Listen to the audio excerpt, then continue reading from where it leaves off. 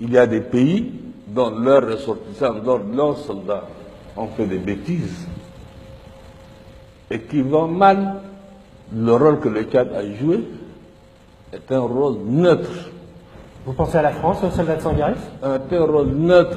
Vous avez les soldats français, les soldats congolais, vous avez les soldats, je ne sais pas, d'autres nationalités aussi. C'est un rôle neutre. Par contre, les autres n'ont pas joué un rôle neutre. Qui a armé les anti-Baraka? Dans la journée, un détachement de l'armée française vient en reconnaissance sur la base du caporal Rombo. Quand notre caméra s'approche, malaise. La conversation s'interrompt. Le capitaine va engager la discussion avec la milice chrétienne. Il marche sur des œufs. Qui a armé les anti-Baraka avec des grenades? Qui a armé les anti-Baraka avec des Krachnikov et des munitions? Le caporal Rombo passe un coup de fil à un adjudant de l'armée française.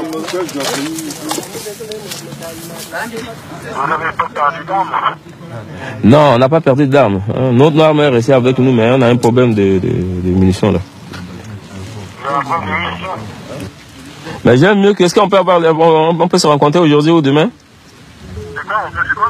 Bah ok, j'aime mieux qu'on se rencontre dans l'après-midi là. Ouais. Ah, j'ai beaucoup de choses à vous dire. Ok, ok. On fait comme ça? Oui, merci. Ok, alors à tout à l'heure. D'accord.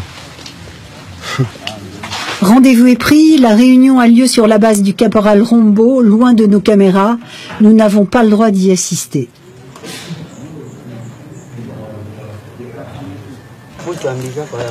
Après le départ de l'armée française, débriefing.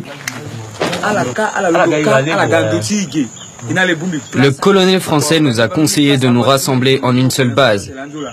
Que nous soyons 10 000 ou 100 000 pour avancer. Rombo et ses hommes rêvent désormais d'un assaut final. Qui a créé le problème d'affrontement entre musulmans et chrétiens en République centrafricaine? Ce n'est pas le Tchad. On se rappelle? Sans problème. À bientôt. À bientôt. Visiblement, le désarmement des combattants chrétiens n'est pas à l'ordre du jour.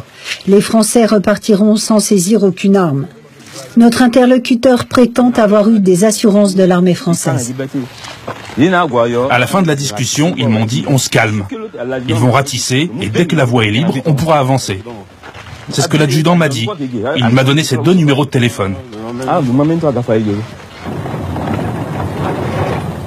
Le lendemain, nouvelle visite de l'armée française sur la base du caporal Rombo.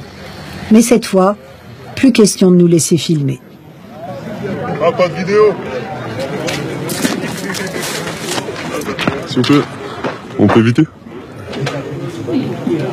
Le 13e régiment de dragons parachutistes est une unité de force spéciale chargée de récolter du renseignement.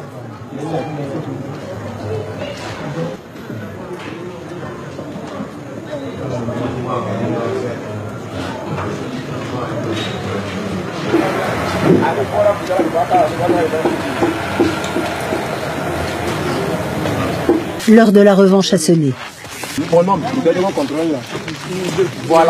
Le soir, ils prennent la direction de Bangui pour se positionner aux abords de la capitale, juste à côté de l'aéroport tenu par les Français. Veillée d'armes et dernier conseil de guerre. Demain, à 2 h du matin, nous allons attaquer. Quelles que soient les conditions. On va tirer avec la mitrailleuse. Mais soudain, le caporal Rombo est appelé par son aide de camp. Ouais.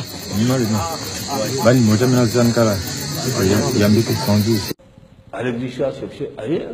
Alors c'est qui? Vous le savez très bien que moi, monsieur le journaliste, vous savez très bien ce que pensez à la France. Votre pays. Vous pensez à la France?